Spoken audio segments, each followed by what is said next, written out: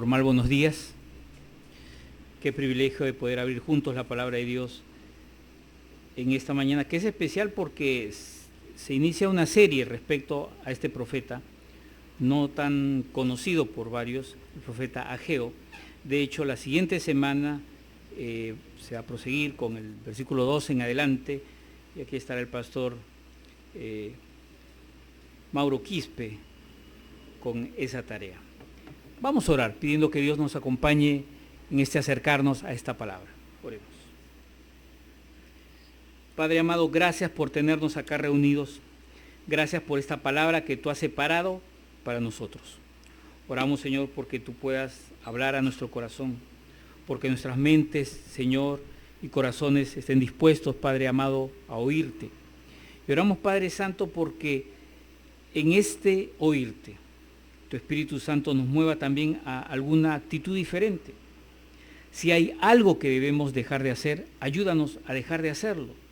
Y si hay algo que por el contrario deberíamos empezar a hacer, danos la decisión firme al respecto. Háblanos, Señor, sé con nosotros.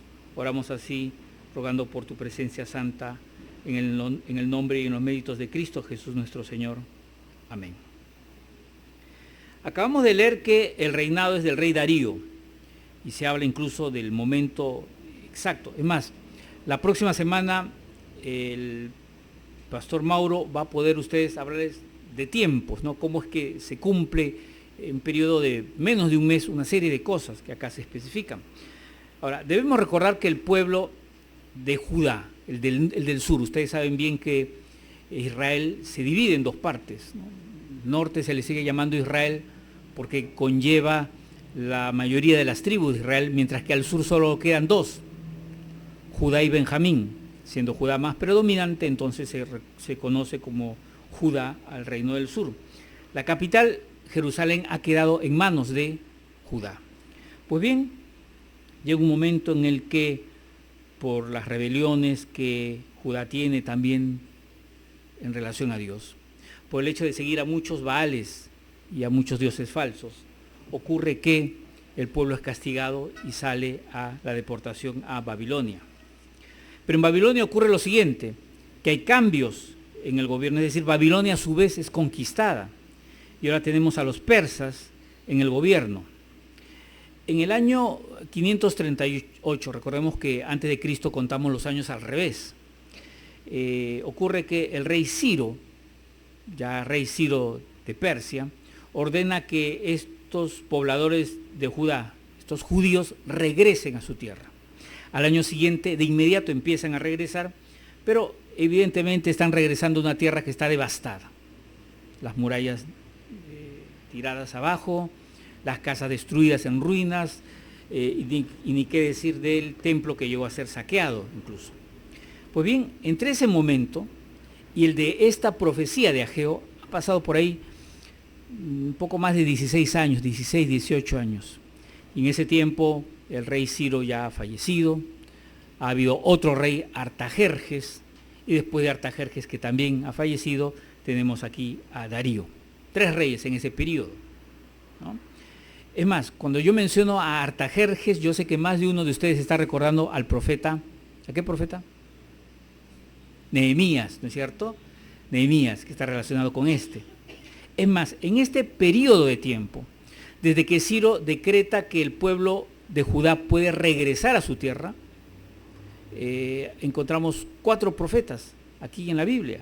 Ya hemos mencionado a uno, a Nehemías. Los otros son Esdras, que es muy importante en la vida de Israel, ¿no? Encontramos también al profeta Zacarías, y encontramos finalmente a este profeta, Ageo. 4 profetas en este periodo, lo cual está demostrando lo importante que es para Dios algunas cosas que aquí ocurren. Y aquí encontramos que podríamos hacer un paralelo, les doy esta información si ustedes quieren, si quieren buscar, en el libro de Esdras, fines de capítulo 4, principio del 5 sobre todo, solo si quieren, ahí anótenlo, no lo tienen que buscar. Pero en Esdras 5 hay un paralelo respecto a esto. Y es que ocurre lo mismo. Está pasando que por alguna razón la reconstrucción del templo se ha detenido. Claro, el gran líder de la reconstrucción del templo es Esdras. Y durante su profecía, durante la época de su profecía, la reconstrucción del pueblo se ha detenido. Y aquí es donde aparece este profeta llamado Ageo. Nos dice la palabra en los primeros 2 versículos, y esta es la primera de las 3 partes. Ustedes pueden encontrar el bosquejo allí en sus programas. Tenemos que, se hace la siguiente mención. Yo tengo acá Reina Valera del 95.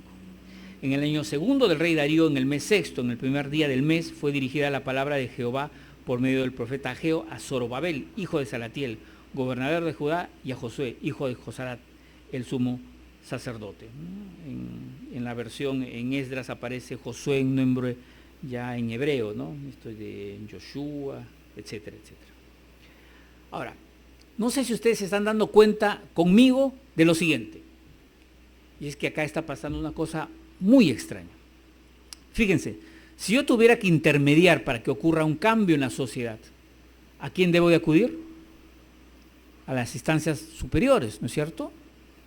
Posiblemente si yo quisiera que haya una nueva ley aquí en el Perú, yo tendría que hablar con la presidenta o con el presidente del Congreso, qué sé yo. Y acá lo que se esperaría es que este profeta Ageo, que ha recibido un mensaje de Dios para un cambio en medio del pueblo, hable con las autoridades. ¿Y cuáles son las autoridades? La autoridad política es el gobernador y la autoridad religiosa es el sumo sacerdote. Y aquí están sus nombres. Salatiel es el gobernador de Judá en esos momentos. Y Josadac es el sumo sacerdote del templo. Ahora, sin embargo, reparemos bien que en ese versículo se dice, y ocurre esto a lo largo de todo el libro, que la profecía no está dirigida a ambos, sino a sus hijos. Es decir, cuando Ageo debería hablar con el gobernador, habla con el hijo del gobernador. Y cuando tiene que hablar, o debería de hablar con el sumo sacerdote, habla con el hijo del sumo sacerdote. Y ahí están los nombres, ¿cierto? Zorobabel, hijo de Salatiel, gobernador de Judá, y José, hijo de Josadac. Es más, los historiadores reconocen a la reconstrucción de este templo, del segundo templo, como la reconstrucción de Zorobabel, ¿no? Por tratarse el hijo del sumo sacerdote. Ahora, ¿qué está pasando acá? ¿Será que el gobernador no trabaja? ¿Será que el sumo sacerdote no está funcionando? ¿Por qué se está dirigiendo en estos momentos la profecía a los hijos? Y fíjense, aquí hay un llamado a la siguiente generación. Dios está pensando no en esa generación actual, estamos hablando de los tiempos de Ageo, sino a la siguiente generación. De inmediato, como congregación, debemos de preguntarnos, ¿esto qué aplicación tiene para nosotros? ¿No será que para Dios también la generación siguiente debe ser llamada en estos momentos también a un tipo de renovación dentro de esta congregación? ¿No será que aquellos que no asumen todavía cargos o compromisos con Dios a través de esta congregación deberían estar pensando en hacerlo? Pues bien, se trata de una profecía. Todo el libro de Ageo, los 2 capítulos de Ageo, se tratan de una profecía para una nueva generación. ¿Y esto qué nos indica? ¿Nos está indicando algo? Ahora, siguiendo en esta primera de las 3 partes que nos toca considerar el día de hoy, miremos el siguiente versículo. Así ha hablado Jehová de los ejércitos. Este pueblo dice, no ha llegado aún el tiempo de que la casa de Jehová sea reedificada. Y eso es lo que está pasando a esta generación. No solamente a estos Zorobabel y Josué, el hijo del gobernador y el hijo del sumo sacerdote, sino en general, en el pueblo existe una actitud por la cual se explica esta paralización de la reconstrucción del templo en esta frase. No ha llegado aún el tiempo de que la casa de Jehová sea reedificada. Nosotros muchas veces tenemos actitudes de esta naturaleza. pensamos que aún no es el momento de ejecutar tal o cual acción. Y podría ser que no sea el tiempo. Sin embargo, aquí ocurre algo más. Y esta es la segunda parte de nuestro mensaje. Y es que entre los versículos 3 y 5 leemos lo siguiente. Entonces llegó esta palabra de Jehová por medio del profeta Ageo. ¿Es acaso para vosotros tiempo de habitar en vuestras casas artesonadas mientras esta casa está en ruinas? Un momento, está diciendo aquí Dios a través de Ageo. Si ustedes dicen que no es tiempo de arreglar el templo, ¿cómo sus casas están bien arregladas? Si no es tiempo todavía de techar, y vamos a ver el papel que cumple el techo aquí, si no es tiempo de acabar de techar el templo, ¿cómo es que ustedes tienen casas artesonadas? Ustedes saben lo que es el artesonado.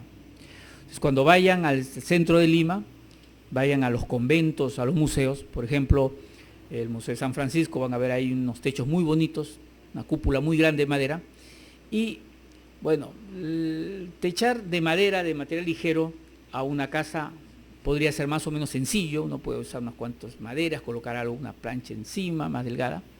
Sin embargo, lo más complicado y más costoso y más lujoso es el artesonado, porque el artesonado es un techado por el cual muchas piezas machiembradas, no sé si han oído hablar ese término, son colocadas, ¿cierto?, armadas como si fuera un rompecabezas, y se coloca un techo de muchas pero numerosas piezas, ¿no?, bien encajadas, con ejes, etcétera, y eso no solamente es lo más difícil, es también lo más costoso y es lo más bonito y más vistoso. Ustedes pueden ver también algo así en el Museo de la Inquisición, el que está ahí al lado del Congreso. Entonces, ¿qué está diciendo aquí Dios a través de Ageo a Zorobabel y a Josadac? Les está diciendo, miren, las casas de este pueblo aquí se ven muy bien, tienen hasta techo artesanado, y sin embargo, mi casa no tiene techo. Ahora, ¿cómo entienden ustedes esta observación? Lo que está diciendo aquí Ageo es que hay indiferencia respecto a la casa de Dios. Ahora, acá tenemos que hacer también algunas aclaraciones. Y es que, si bien en el Antiguo Testamento la casa de Dios llega en un momento a representar la presencia de Dios, ya en la era del Nuevo Testamento, después de que Jesucristo ha llegado a este mundo siendo Dios hecho hombre, ha resucitado, ha regresado a la presencia de Dios, y el Espíritu Santo ha sido concedido homogéneamente entre los cristianos, entre los creyentes. Entonces el sentido de casa de Dios cambia. Ahora nosotros somos la casa de Dios. ¿Se habían dado cuenta ustedes? ¿Se habían dado cuenta? Lo decimos a cada rato, lo pensamos, pero no somos a veces conscientes de que somos templo del Espíritu Santo, lo cual puede tener una serie de compromisos, etcétera. Por ejemplo, en términos de salud, tenemos que cuidar nuestra salud porque somos el templo de Dios. Cuando acá se habla de casa de Dios y nosotros nos sentimos en la necesidad de actualizar esto que acá se dice, tenemos que pensar en la obra de Dios en medio de su pueblo. Y la pregunta que de inmediato sale es, ¿cuál es la actitud que nosotros tenemos respecto a la obra de Dios y respecto a nosotros mismos? ¿Dónde están nuestras prioridades? ¿No será que estamos viviendo como la gente de ese entonces, que prioriza sus casas antes que la casa de Dios? ¿No será que nosotros estamos priorizando aspectos nuestros y estamos siendo indiferentes frente a la obra de Dios? Ahora, ¿qué cosa es esta actitud que debería ser aquella a la que debemos apuntar? Lo de la indiferencia nos queda claro, ¿cierto? Nos desentendemos de todo lo que tiene que ver con la obra de Dios, pero nos desentendemos ¿en qué términos? Miren, básicamente nos desentendemos en tres aspectos. Uno es tiempo, el tiempo que le dedicamos a la obra de Dios. Dos, es el esfuerzo que nosotros ejecutamos en relación a la casa de Dios. porque es posible dedicarle tiempo pero quedarnos en la silla sentados. Venimos a cultos de oración, venimos a prédicas, venimos a situaciones especiales, pero estamos ahí, no nos movemos. Podemos decir, estamos dedicando tiempo, pero ¿estamos dedicando el esfuerzo? Esa es la pregunta. Y el tercer aspecto es económico. Estamos dedicándole parte de nuestras economías a Dios, y esto es muy delicado, no porque el dinero sea sagrado ni cosa por el estilo, sino porque ya existe en esta época teologías que nos hablan de hacer negocios con Dios. Pon tanto de dinero y Dios te va a multiplicar más que la bolsa de valores. Da esto de ofrenda y Dios lo va a multiplicar por 10, etcétera, etcétera. ¿No es cierto? Algunos le llaman a esto teología de la prosperidad. Y no queremos desde este púlpito ni incentivarlos, ni decirles que en esta congregación se cree en eso. Definitivamente no creemos en ese tipo de negocios. Pero tampoco creemos en que deberíamos de aislarnos económicamente respecto a la obra de Dios. Y ahora lo vamos a ver. Sigamos en nuestra lectura. Una tercera parte empieza del versículo 6 en adelante. En el versículo 6 leemos lo siguiente: sembráis mucho, pero recogéis poco. Coméis, pero no saciáis. Bebéis, pero no os calentáis. Pero no quedáis satisfechos. Os vestís, pero no os calentáis. Y el que trabaja jornal recibe su salario en saco roto. Así ha dicho Jehová de los ejércitos: meditad sobre vuestros caminos, subid al monte, traed madera y reedificad la casa. Yo me complaceré en ella y seré glorificado, ha dicho Jehová. Buscáis mucho, pero halláis poco. Lo que guardáis en casa yo lo disiparé como un soplo. ¿Por qué? Dice Jehová de los ejércitos: por cuanto mi casa está desierta, mientras cada uno de vosotros corre a su propia casa. Por eso los cielos os han negado la lluvia y la tierra retuvo sus frutos. Yo llamé la sequía sobre esta tierra y sobre los montes, sobre el trigo, sobre el vino, sobre el aceite, sobre lo que sobre lo que la tierra produce, sobre los hombres y sobre las bestias y sobre todo trabajo en sus manos. ¿A qué nos está diciendo esta palabra? Esta palabra nos está indicando que las consecuencias económicas por las que está pasando el pueblo, que no son buenas, están relacionadas a la actitud que están teniendo. Frente a una pobreza espiritual, existe una pobreza material. Ahora, este cambio de actitud al cual se está llamando, es un cambio de actitud que lo encontramos por lo menos claramente en dos versículos. Si no, fijémonos ahí, el versículo 5 dice: así ha dicho Jehová de los ejércitos, meditad bien sobre vuestros caminos. Meditad bien sobre vuestros caminos. Y esto se reitera. Miremos el versículo 7, que dice: así ha dicho Jehová de los ejércitos, meditad sobre vuestros caminos. Y aquí ocurre una cosa muy interesante. Y es que cuando uno acude al hebreo, se da cuenta que esta traducción no es precisamente tal cual allí consta.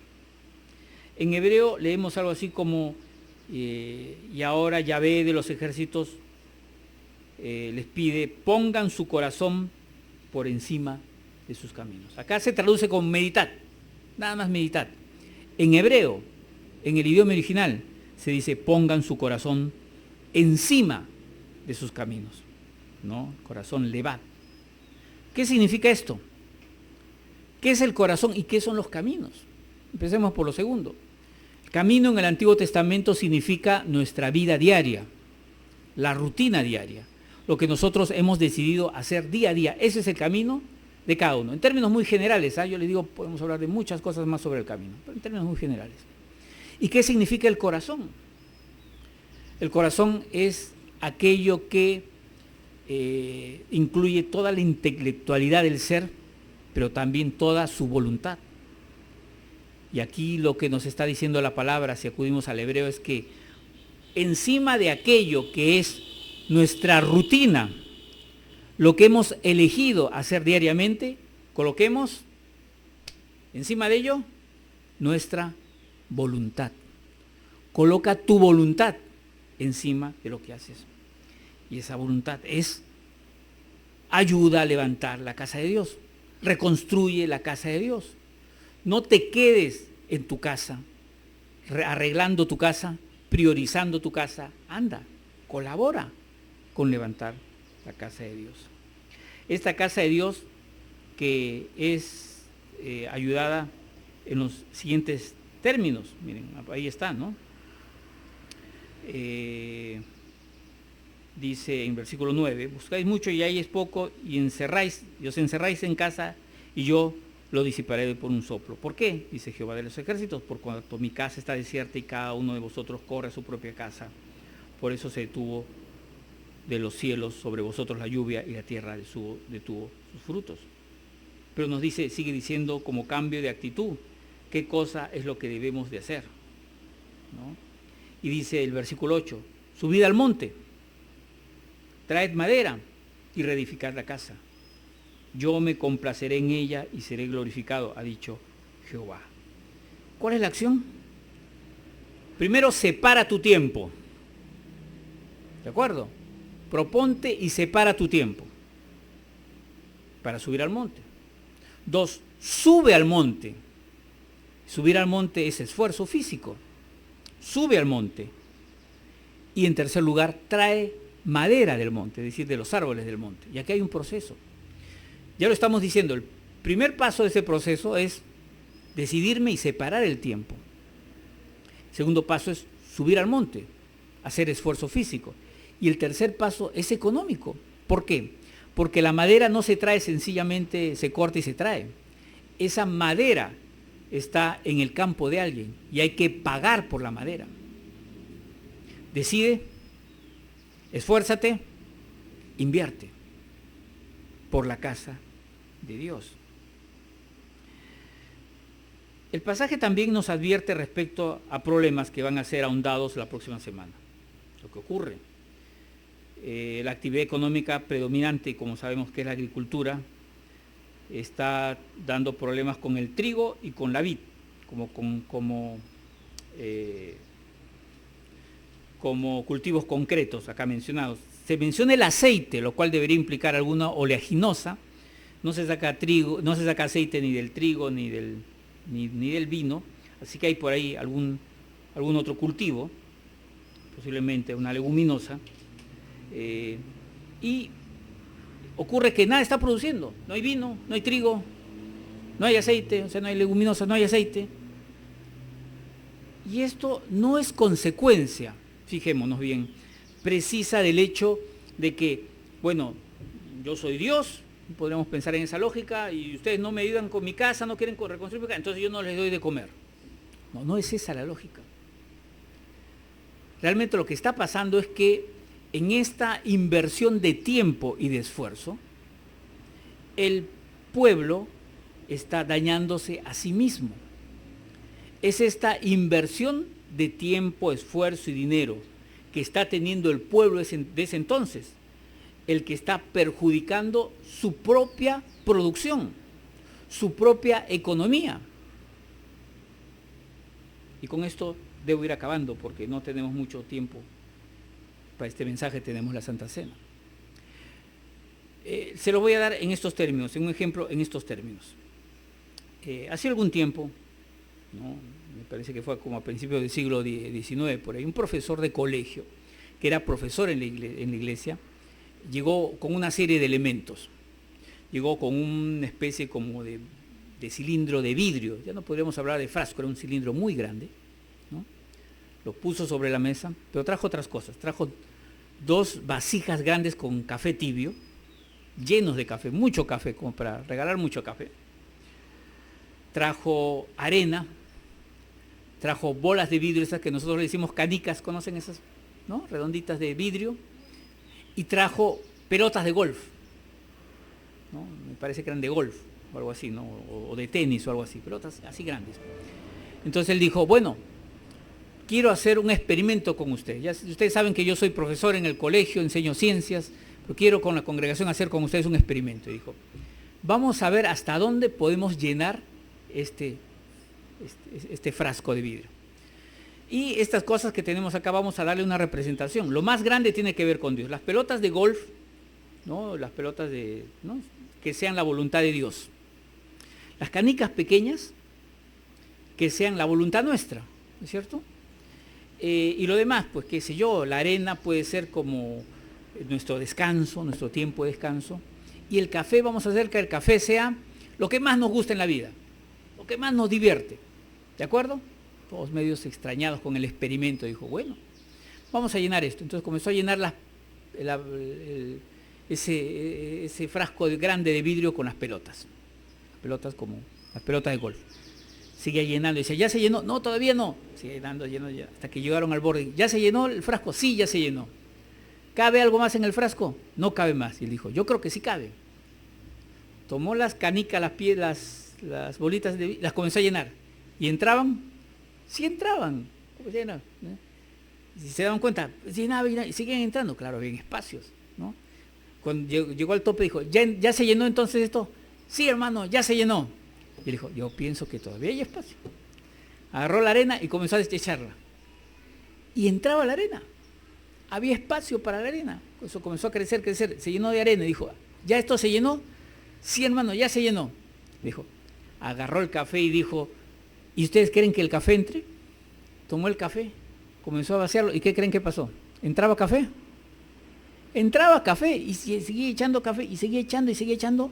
Todo entraba. Todo entraba.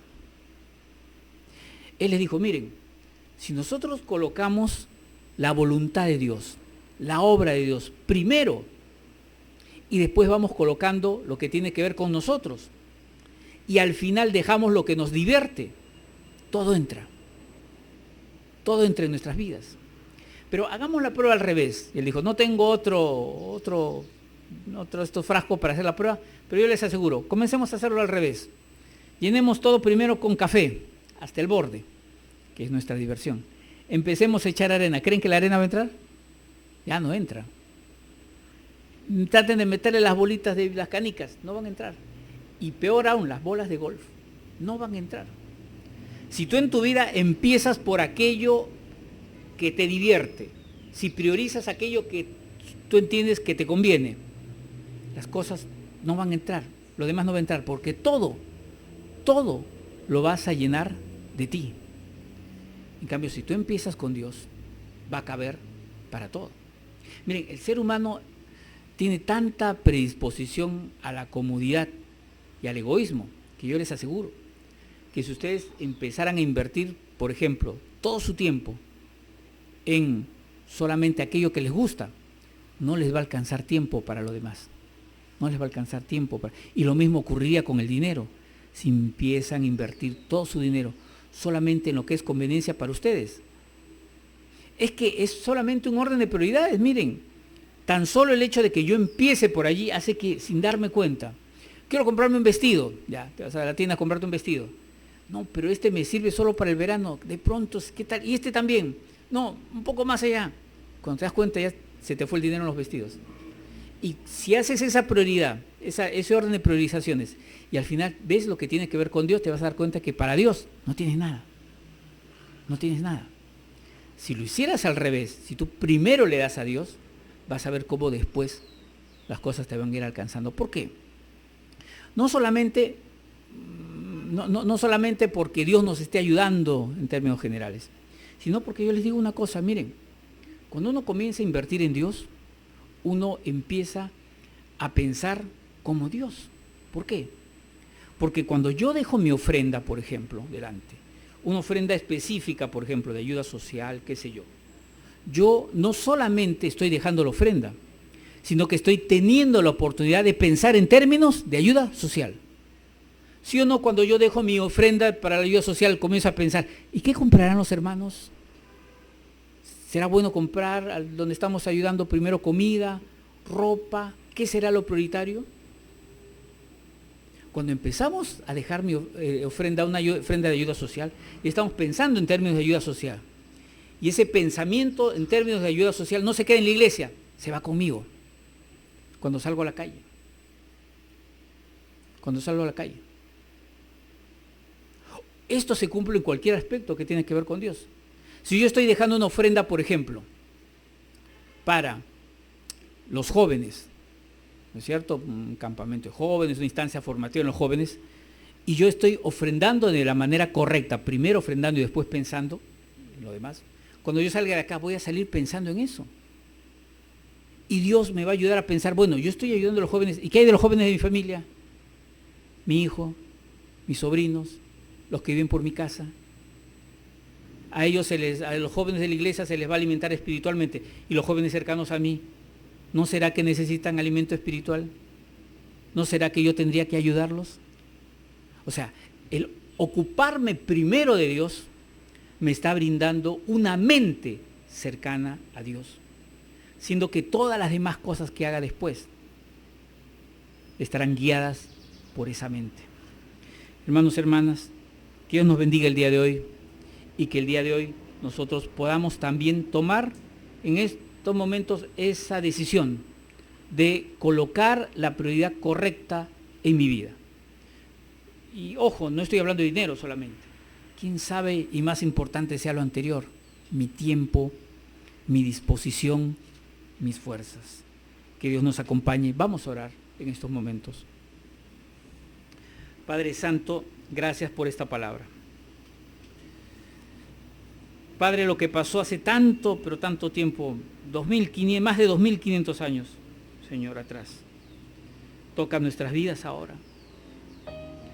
Cuando vemos al pueblo de Judá, Señor, que está priorizando arreglar su casa antes que arreglar el templo, techar su casa de manera suntuaria antes que techar el templo de Dios, tenemos que reconocer que nosotros también hemos tenido actitudes de ese tipo, que a veces hemos priorizado, Señor, otras acciones en nuestras vidas, que a veces, Señor, hemos pensado que Dios comprenderá, debo dedicarme primero a esto antes que a aquello que tiene que ver con la obra de Dios.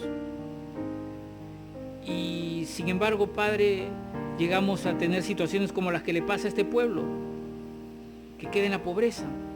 Y a nosotros nos pasa también.